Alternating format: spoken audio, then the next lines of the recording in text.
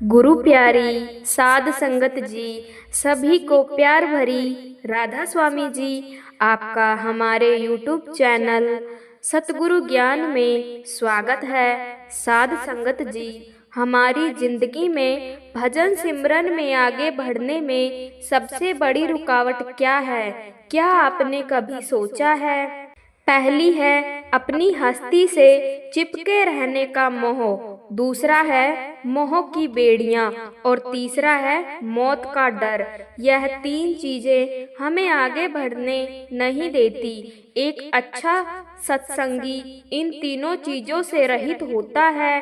कैसे यह विकार हमारे अंदर पैदा होते हैं, कैसे यह विकार हमारे रास्ते की रुकावट हैं, कैसे हम इन विकारों को छोड़ सकते हैं, जानिए इस पूरी वीडियो में। अपनी हस्ती से चिपके रहने का मोह नदी बहती रहती है, बहते रहना इसका स्वभाव है। लेकिन अगर तुम एक चट्टान पर बैठ जाओ और नदी के पानी में अपने पैर डालकर हिला डुला लो तो यह तुम सिर्फ अपने मजे के लिए कर रहे हो। लेकिन यह महसूस करना और फिर दावे से कहना कि चूंकि तुम पैर चला रहे हो इसलिए सारी नदी में बहाव है, यह तुम्हारा अहंकार है। मौत के बारे में भी हमारा यही रवैया है। हमें हमेशा फिक्र लगी रहती है, मेरे बिना क्या होगा, मेरे बिना मेरा परिवार कैसे जिएगा,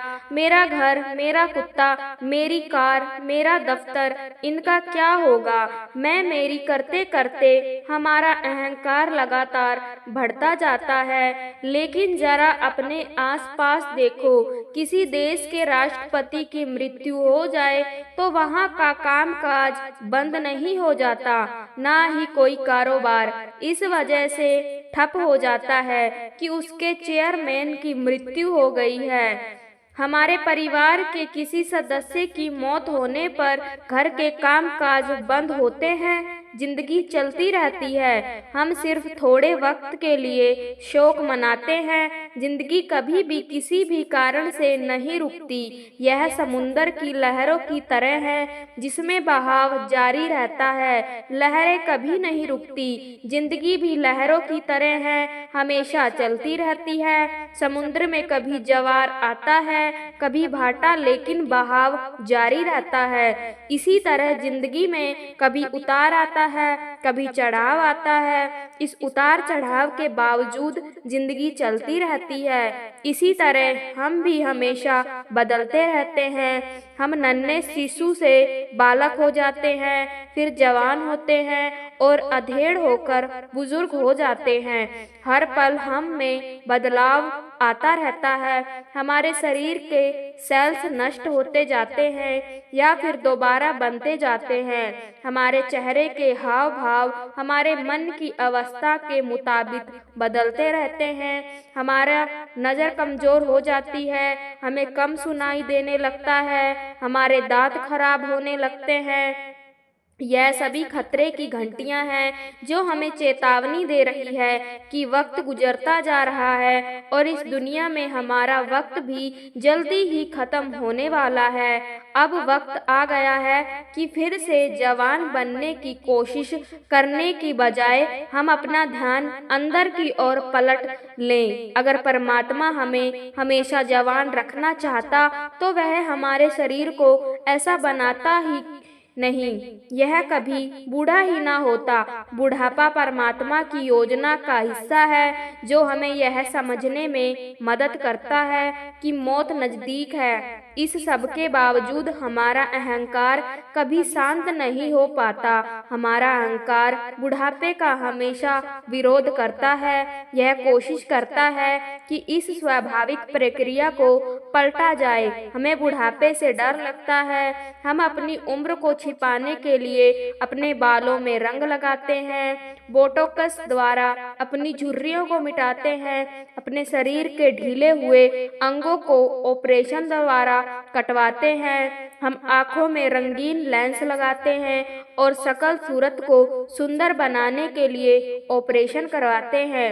ऐसी चीजें आजमाकर हम कुदरत के कानून में दखल दे रहे हैं। वक्त गुजरने के साथ साथ शरीर में धीरे धीरे दर्द शुरू हो जाता है, जो फिर कभी हमारा पीछा नहीं छोड़ता। हमारी जवानी और इसकी मस्ती की केवल यादें रह जाती है और घुटनों के और कमर और जोड़ों के दर्द उनकी जगह ले लेते हैं। हम इस शरीर को सुंदर बनाने में इतनी कोशिश, इतना वक्त और पैसा लगा देते हैं, जो आखिर में कमजोर और बूढ़ा होकर खत्म हो जाएगा। क्यों ना हम अपना कीमती वक्त और कोशिश अपनी आत्मा को संवारने में लगाएं, जो काल और समय की सीमा से परे हैं, असीम है, शाश्वत है। हम दौलत इकट्ठी करते हैं और दुनियावी चीजों का ढेर लगा लेते हैं, जिन्हें मौत के बाद हम अपने साथ नहीं ले जा सकते। क्यों ना सिर्फ उस दौलत को इकट्ठा करें जिसे हम अपने साथ ले जा सकते हैं। वह है भजन सिमरन की दौलत।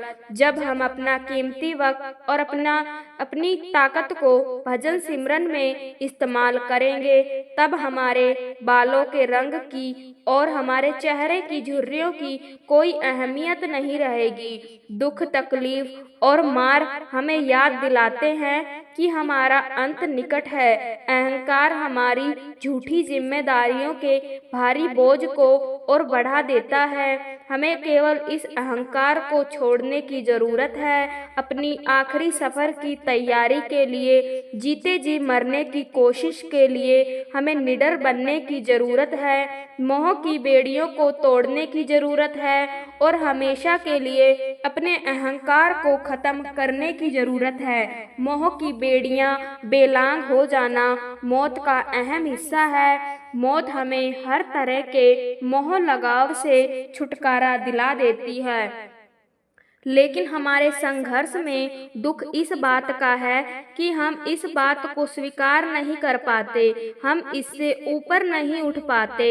हम मौत की सच्चाई को नकारते हैं और हमें लगता है कि हमें तो मौत कभी आएगी ही नहीं। हम चाहे सालों से बीमार हों, फिर भी जब हमारी मौत होती है तो हमारे बच्चों, माता पिता, भाई बहन, जीवन साथी और दोस्तों को सदमा पहुंचता है। जब किसी की मौत होती है तो हमें हमेशा दुख, शोक, अकेलापन महसूस होता है। हमारे अंदर उलझन पैदा हो जाती है, क्योंकि हमें हमेशा बिछड़ने का खौफ बना रहता है। दरअसल हम जीने से घबराते हैं, क्योंकि जिंदगी जीने का मतलब है यह सीखना कि हालत से कैसे ऊपर उठा जाए। क्या यह अजीब बात नहीं है कि जिंदगी में इतने दुख और तकलीफें सहने के बावजूद बच्चे के पैदा होने पर हम खुशी मनाते हैं, लेकिन किसी के मरने पर शोक मनाते हैं, जबकि मौत होने पर आखिर उसे अपनी तकलीफ से छुटकारा मिल जाता है। क्या हमने कभी सोचा है कि किसी मुर्दे के साथ कमरे में ज्यादा वक्त तक अकेले रहने में हमें घबराहट क्यों होती है, चाहे वह हमारे पिता ही क्यों ना हो, जिन्हें कभी हम बहुत प्यार करते थे, या वह हमारा बेटा हो जो हमारी आँख का तारा हुआ करता था, या फिर वह हमारा जीवन साथी हो जिसके लिए हम दावा करते थे कि हम उसके बिना जी नहीं सकते। वही पिता, बेटा या पति अब एक मुर्दा बन गया है और इससे हमारे अंदर घबराहट और बेचैनी पैदा होती है। अगर कोई इंसान बेहोशी की हालत में कोमा में पड़ा हो तो हमें उसके साथ वक्त गुजारने में कोई मुश्किल नहीं होती, लेकिन हमें मृत व्यक्ति के पास बैठने में झिझक क्यों होती है? यह इसलिए क्योंकि उसमें आत्मा नहीं है। बिना सोचे समझे अनजाने में हम प्यार आत्मा को करते हैं, शरीर को नहीं। जब इंसान की मौत हो जाती है और आत्मा शरीर का साथ छोड़ देती है तो प्यार करने के लिए कुछ बचता ही नहीं। एक दुखी औरत का किस्सा है जो गौतम बुद्ध के पास गई क्योंकि उसका बच्चा मर गया था। वह रोती हुई महात्मा बुद्ध से विनती करने लगी कि वह उसके बेटे को फिर से जिंदा कर दे। महात्मा बुद्ध ने कहा, मेरे पास मुट्ठी भर राई लेकर आओ, लेकिन हर उस घर से राई का एक दाना लेकर आना जहाँ किसी बच्चे, पति, माता पिता या दोस्त की मृत्यु ना हुई हो, तब मैं तुम्हारे बेटे को फिर से जिंदा कर दूंगा। उसने गांव-गांव में, घर घर में जाकर खोजा और पूछा, लेकिन उसे ऐसा कोई परिवार नहीं मिला जहां किसी की मृत्यु ना हुई हो। वह महात्मा बुद्ध के पास वापस जाकर बोली, मैं आपके पास वापस आई हूँ, लेकिन यह कहने के लिए नहीं कि मेरे बेटे को जिंदा कर दो। मेरा बच्चा चला गया है, एक दिन मुझे भी जाना है, हर किसी को जाना है। मुझे अब पता चल गया है कि मृत्यु एक सच्चाई है, केवल मृत्यु ही निश्चित है। मैं आपके पास ऐसे जीवन के लिए दीक्षा लेने आई हूँ जिसका कोई अंत नहीं है। हर चीज का नाश हो जाता है, हर रिश्ता खत्म हो जाता है, हर लगाव और मोह खत्म हो जाता है। मौत का अंजाम है हर तरह और हर तरफ से बेलगाम हो जाना। श्री निसर्ग दत्त महाराज ने बड़ी खूबी से इसे सार रूप में कहा है, रूहानियत में हर चीज से ऊपर उठना ही समझदारी है। छोड़ना यानी ऊपर उठना रूहानियत का पहला कदम है। छोड़ने से असल मतलब है कि केवल यह महसूस होना कि छोड़ने के लिए कुछ है ही नहीं, क्योंकि कुछ भी तुम्हारा नहीं है। धन दौलत, रिश्ते नाते और मोह सब माया का रूप है, हमारा कुछ है ही नहीं, इसलिए छोड़ने के लिए भी कुछ नहीं है। जब हम मोह की बेड़ियों को हटाएंगे तभी हम अपने आंतरिक सफर में तरक्की कर पाएंगे और मुक्ति प्राप्त कर सकेंगे। मौत का डर, मौलाना रूप ने कहा है, तुम्हारा मौत से डरना असल में अपने आप से डरना है। सोचो कि वह क्या चीज है जिससे तुम भाग रहे हो। आप मौत से इसलिए डरते हैं क्योंकि हम उसके बारे में कुछ नहीं जानते।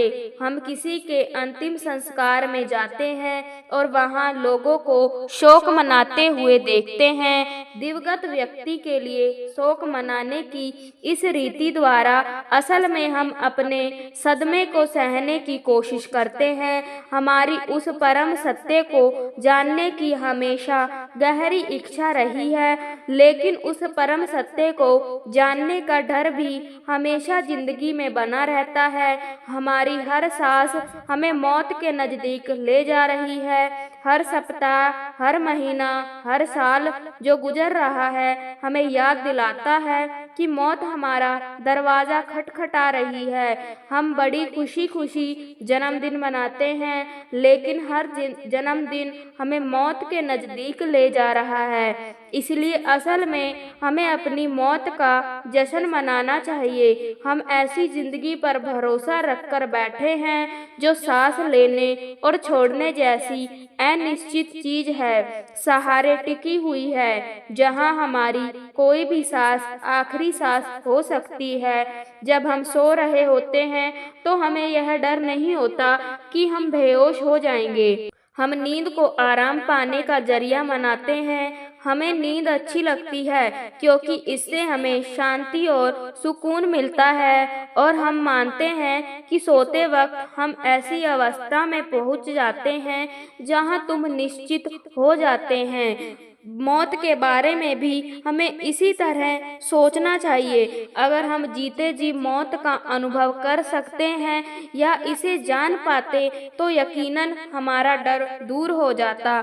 इस भेद से पर्दा हटाया जा सकता है। यह अनजानी चीज जानी पहचानी हो सकती है, इसलिए डरने की जरूरत ही नहीं है। जब हम मौत की बात करते हैं तो हम में से कई तो ऐसी हरकतें करने लगते हैं जैसे बच्चे अंधेरे में करते हैं। जैसे डर को दूर करने के लिए बच्चे बत्ती जला लेते हैं, वैसे ही मौत के डर को दूर करने के लिए हम अपने आंतरिक प्रकाश का सहारा ले सकते हैं। जैसा कि बाइबल में कहा गया है, अगर तुम एक आंख वाले वाले बन जाओ तो तुम्हारा सारा शरीर प्रकाश से भर जाएगा।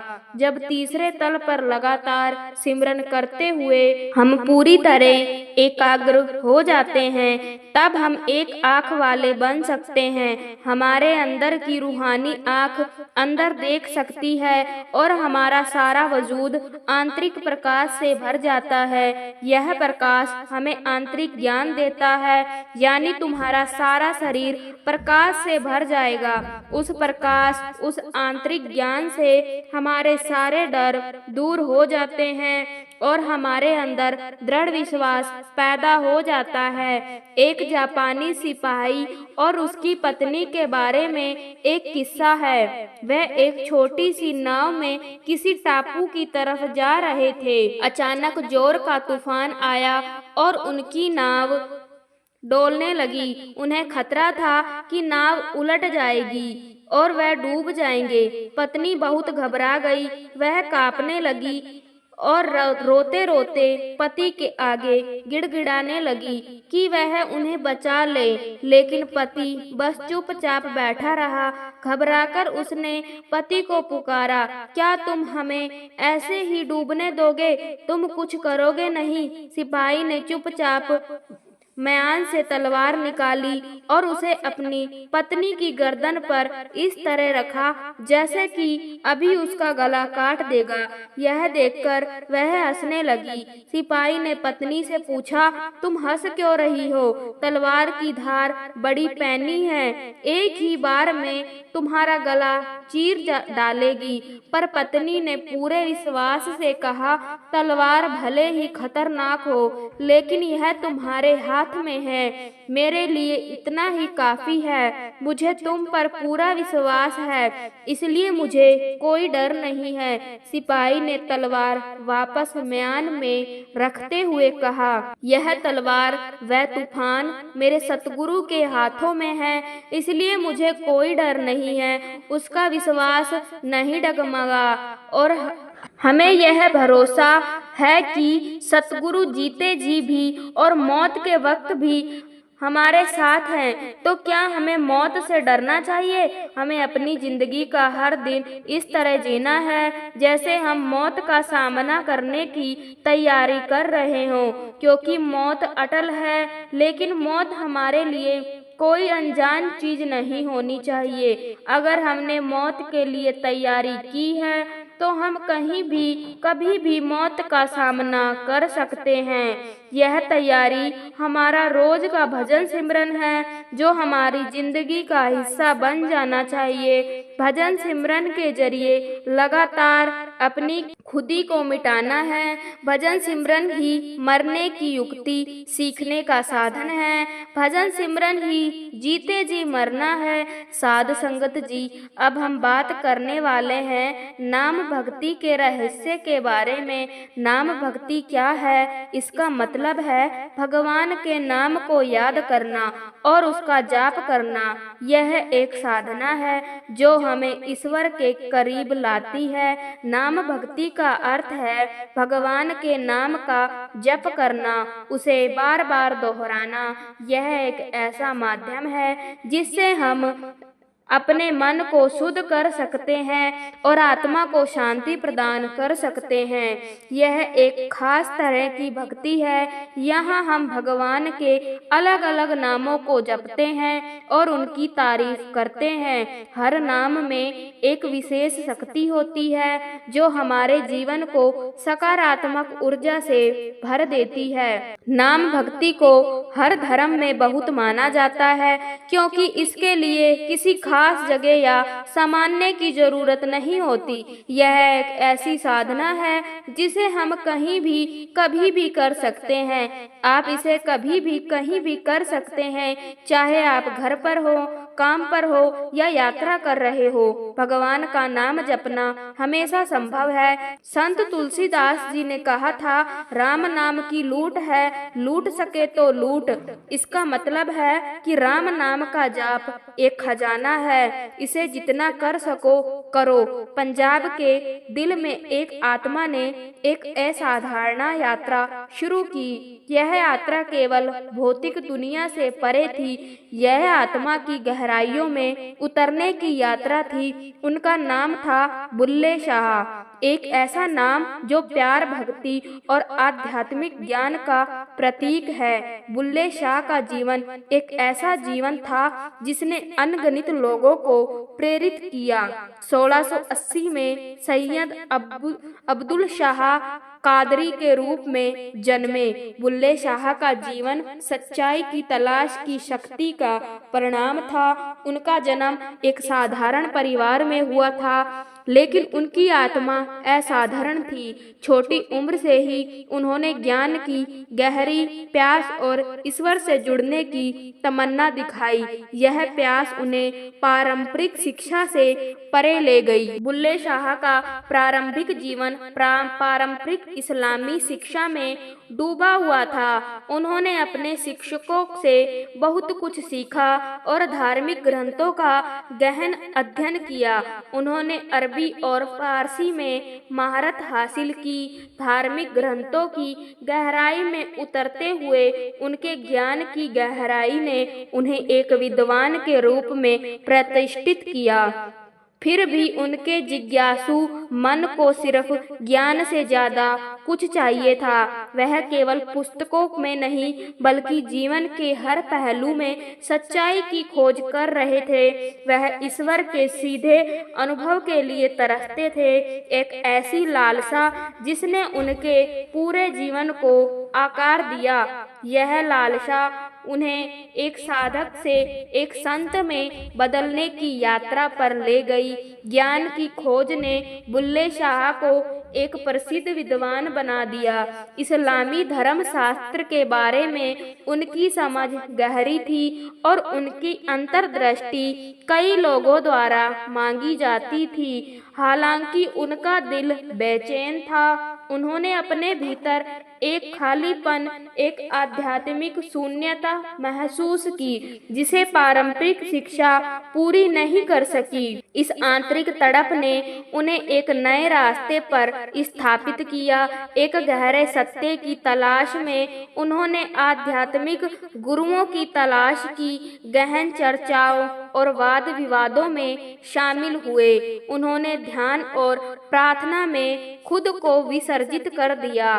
सातवंतला और मार्गदर्शन की तलाश में बुल्ले शाह के जीवन ने एक परिवर्तनकारी मोड़ लिया जब उनकी मुलाकात उनके आध्यात्मिक गुरु शाह इनायत कादरी से हुई। यह मुलाकात एक महत्वपूर्ण मोड़ साबित हुई जिसने उनकी आत्मा में आग लगा दी। इनायत शाह, एक सूफी संत, ने बुल्ले शाह के भीतर सच्चाई की तीव्र इच्छा को पहचाना। इनायत शाह के मार्गदर्शन में बुल्ले शाह ने आत्म खोज की यात्रा शुरू की। उन्होंने सामाजिक मानदंडों को त्यागना और प्रेम और भक्ति की सरलता को अपनाना सीखा। इसने एक विद्वान से, एक श्रद्धेय संत से उनके परिवर्तन की शुरुआत को चिन्हित किया। बुल्ले शाह की शिक्षाओं के मूल में प्रेम और भक्ति की शक्ति है। उनका मानना था कि सच्ची आध्यात्मिकता धार्मिक सीमाओं को पार कर जाती है, जो ईश्वर के साथ सीधे और व्यक्तिगत संबंध की वकालत करती है। सूफी रहस्यमयवाद से सराबोर उनकी कविता इस गहन प्रेम को व्यक्त करने का माध्यम बने। बुल्ले शाह के शब्द जीवन के सभी क्षेत्रों के लोगों के साथ गूंजते थे। उनके सरल लेकिन गहन छंदों ने सार्वभौमिक सत्यों की बात की, प्रिय से बिछड़ने का दर्द, मिलन का आनंद और एक उच्च शक्ति के प्रति समर्पण का महत्व।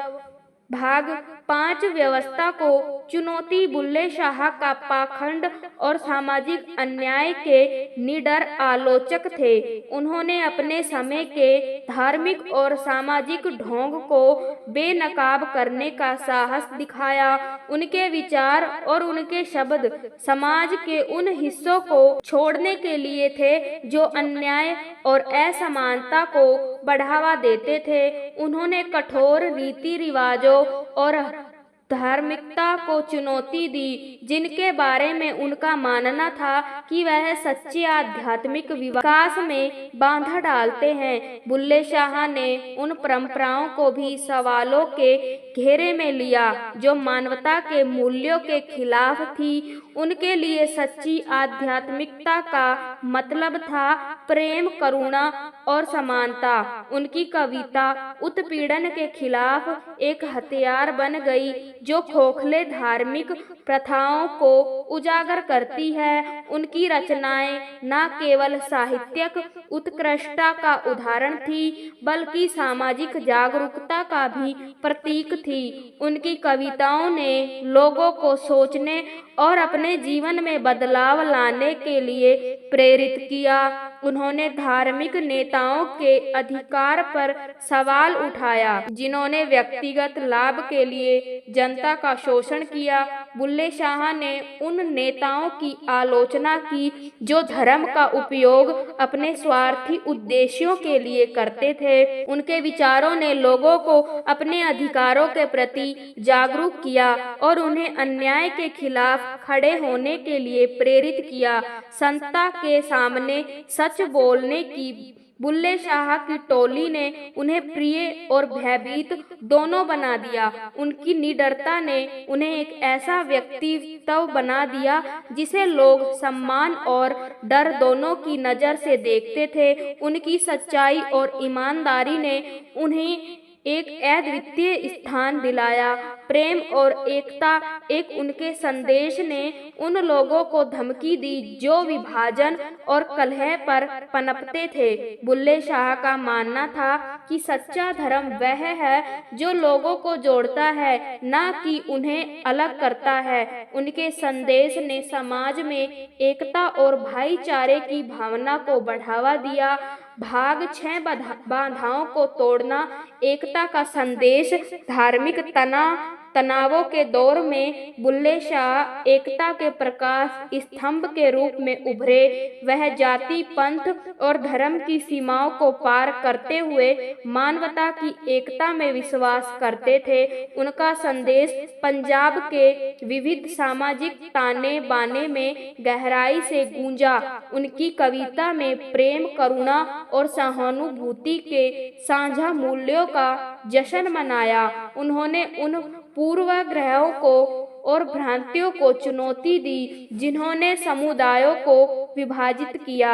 एक ऐसी समाज की वकालत की जहां दिल संत मतभेदों से परे जुड़े हो। भाग 7, एक संत की स्थायी विरासत। बुल्ले शाह एक महान सूफी संत थे जिनकी शिक्षाएं और कविताएं आज भी जीवित है, हमें प्रेम और सहिष्णुता का महत्व सिखाती है। उनकी मृत्यु के सदियों बाद बुल्ले शाह की विरासत लाखों लोगों को प्रेरित करती है। उनकी कविताएं और संदेश आज भी लोगों के दिलों में गूंजते हैं, हमें एकता और भाईचारे का महत्व याद दिलाते हैं। उनका प्रेम, सहिष्णुता और आध्यात्मिक जागृति का संदेश समय और भौगोलिक सीमाओं को पार करता है। बुल्ले शाह की शिक्षाएं हमें यह सिखाती है कि सच्ची आध्यात्मिकता किसी भी सीमा में बंधी नहीं होती। उनकी कविता, जिसका कई भाषाओं में अनुवाद किया गया है, दुनिया भर में सच्चाई के साधकों के साथ प्रतिध्वनि होती रहती है। उनकी रचनाएं विभिन्न संस्कृतियों और समाजों में समान रूप से प्रासंगिक है। बुल्ले शाह की शिक्षाएं आज के समय में विशेष रूप से प्रासंगिक है, जहां विभाजन और संघर्ष अक्सर हमारी साझा मानवता पर हावी हो जाते हैं। उनकी शिक्षाएं हमें यह याद दिलाती है कि प्रेम और सहिष्णुता की सच्ची मानवता की पहचान है। उनका प्रेम और एकता का संदेश हमारे मतभेदों से परे देखने और अपनी साझा जमीन को अपनाने की याद दिलाता है। बुल्ले शाह की विरासत हमें यह सिखाती है कि हम सभी एक ही मानवता का हिस्सा हैं और हमें अपने मत को भूलकर एक साथ आना चाहिए। भाग 8 पंजाबी संस्कृति पर बुल्ले शाह का प्रभाव। पंजाबी संस्कृति पर बुल्ले शाह का प्रभाव गहरा और बहुआयामी है। उनकी कविता पंजाब की आत्मा में गहराई से समा गई है, प्रसिद्ध कलाकारों द्वारा गाई जाती है और रोजमर्रा की बातचीत में गूंजती है। उनकी छंद पंजाबी पहचान का अभिन्न अंग बन गए हैं। उनका प्रभाव संगीत और साहित्य से परे है। बुल्ले शाह की शिक्षाओं ने पंजाबी सिनेमा, रंगमंच और दृश्य कलाओं को प्रभावित किया है। प्रेम और सहिष्णुता के उनके दर्शन ने अंतर धार्मिक संवाद और समझ को बढ़ावा देते हुए क्षेत्र के सामाजिक ताने बाने को आकार दिया है। भाग 9 निष्कर्ष। एक कालांतित संदेश। बुल्ले शाह का जीवन और शिक्षाएं एक कालांतित संदेश देती है, एक ऐसा संदेश जो धार्मिक और सांस्कृतिक सीमाओं को पार करता है। उनकी यात्रा हमें याद दिलाती है कि आध्यात्मिकता का सच्चा सार प्रेम, करुणा और ईश्वर के साथ गहरे संबंध में निहित है। भौतिक साध से प्रेरित दुनिया में बुल्ले शाह का संदेश आशा की किरण के रूप में कार्य करता है, जो हमें प्रेम की परिवर्तनकारी शक्ति और भीतर सत्य की तलाश के महत्व की याद दिलाता है। साध संगत जी, यह था हमारा आज का सत्संग। अच्छा लगा हो तो चैनल को सब्सक्राइब जरूर करें।